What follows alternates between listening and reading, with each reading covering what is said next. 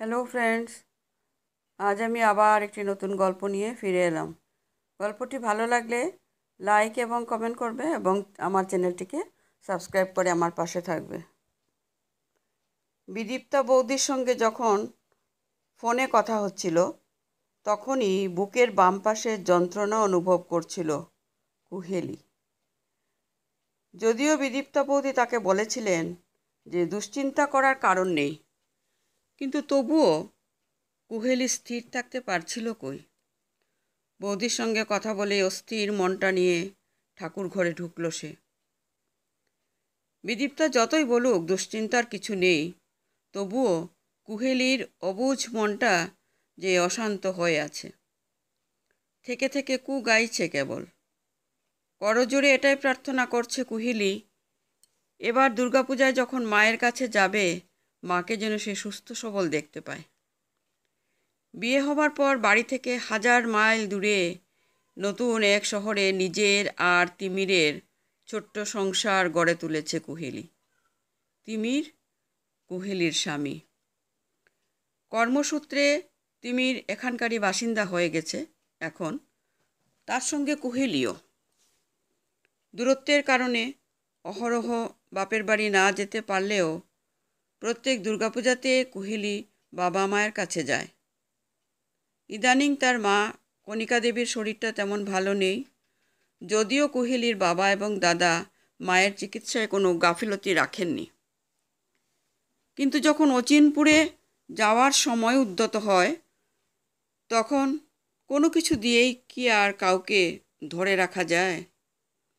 ছোট থেকে কুহেলি খুব মা নেওটা। যত ভাব, ভালোবাসা, রাগ, অভিমান সব মায়ের সঙ্গেই। ক্রমে ক্রমে কুহেলি যত বড় হতে লাগলো, কণিকা দেবী তখন আর শুধু মা নন, হয়ে উঠলেন তার প্রাণের বন্ধুও। মায়ের কাছে তো শাড়ি পরার প্রথম তালিম লাভ কুহেলির। কাঠের আলমারির এক তাকে বাবার শার্ট প্যান্ট থাকতো, আর 2টি তাকে দাদার আর কুহেলির জামা কাপড়। নিজে রং বেরঙের শাড়িগুলি হ্যাঙ্গারে করে আলমারির একপাশে ঝুলিয়ে রাখতেন কণিকা দেবী। সরস্বতী পূজার আগে থেকেই শুরু হয়ে যেত কোন শাড়িটা পরলে কুহেলিকে বেশি ভালো দেখতে লাগবে, সেটা নিয়ে মায়ের সঙ্গে বাক বিতণ্ডা। কণিকা দেবী ছোট্ট কুহেলির জন্য যতই হালকা পাতলা শাড়ি পছন্দ করুন না কেন, অবশেষে একটা ভারী আর মোটা পাড় দেওয়া শাড়ি নির্বাচিত করত সে। দেখতে দেখতে কুহেলির বড় হওয়া, তার দাদার এক প্রাইভেট ফার্মে চাকরি পাওয়া, তার কিছু বছর পরে বাবার চাকরি থেকে অবসর নেওয়া, তারপর কুহেলির বিয়ে, এরপর তার দাদার বিয়ে। নতুন বৌমাকে নিয়ে কণিকা দেবীর এখন সুখের সংসার, কিন্তু শারীরিক অসুস্থতার দরুন কপালে আর সুখ সইল না। ঠাকুর ঘরে বসে পুরনো দিনগুলোর স্মৃতিতে হারিয়ে যাচ্ছিল কুহেলি। চেতনা হলো কলিং বেলের আওয়াজে। কি হলো, দরজা খুলছিলে না যে এতক্ষণ ধরে? দরজা খুলতে খুলতে তিমিরের গলায় সংশয়ের প্রশ্ন। কুহেলি নিজেকে একটু সামলে নিয়ে জবাব দিল, সরি তিমির, আসলে আমি। কুহেলির কথা শেষ হবার আগেই তিমিরের জিজ্ঞাসা, তুমি ঠিক আছো? কেমন শুকনো লাগছে তোমার চোখ মুখ। না, আর নিজের চোখের জল ধরে রাখতে পারে না কুহেলি। অবস্থা বেগতিক দেখে তড়িঘড়ি তাকে নিয়ে বেডরুমে আসে তিমির। কাঁদো কাঁদো গলায় কুহেলির কথা শুনে বুঝতে পারে কণিকা দেবীর জন্য উতলা হয়ে রয়েছে সে। কুহেলিকে বুকের কাছে টেনে নিয়ে তিমির বলে, তুমি কদিনের জন্য ঘুরে এসো না, মা তোমাকে কাছে পেলে খুশি হবেন। কিছু বলে না কুহেলি, চুপ করে আছে। চোখ দিয়ে তখনও গড়িয়ে পড়ছে নোনা জল।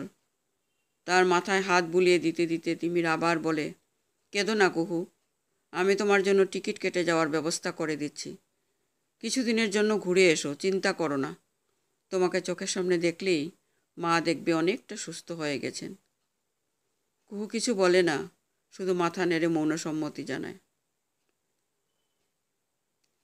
সকাল থেকে বৃষ্টি হচ্ছে। কুহেলি আর বাকি সকালের মতন বিস্তৃত নীলাকাশটা আজ ভেঙে পড়ছে বাড়িধারায়। সবেমাত্র 5 দিন তো হয়েছে কুহেলি এসেছে মায়ের কাছে।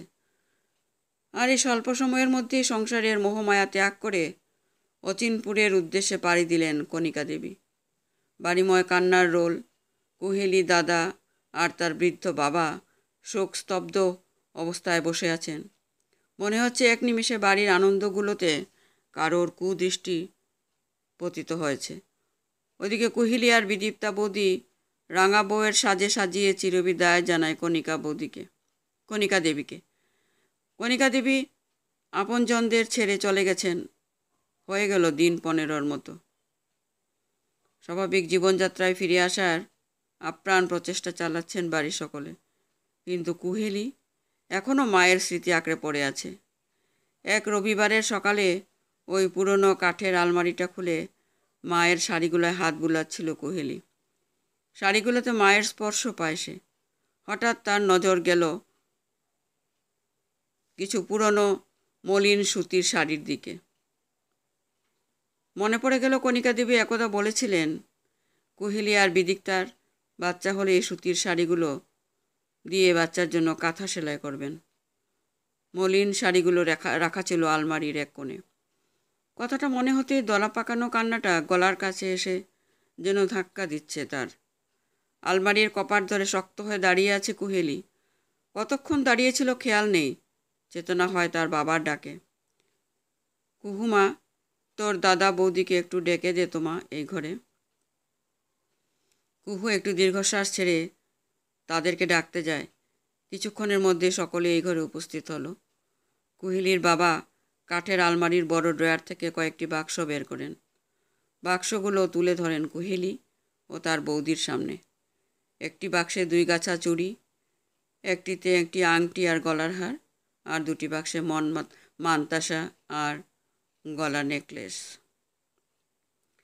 কুহেলির বাবা সকলের দিকে চেয়ে বলেন, যে এইসবের অধিকারিণী ছিল সে তো বয়সের ভারে নুজ্জ হয়ে আমার আগেই মায়া কাটিয়ে চলে গেল।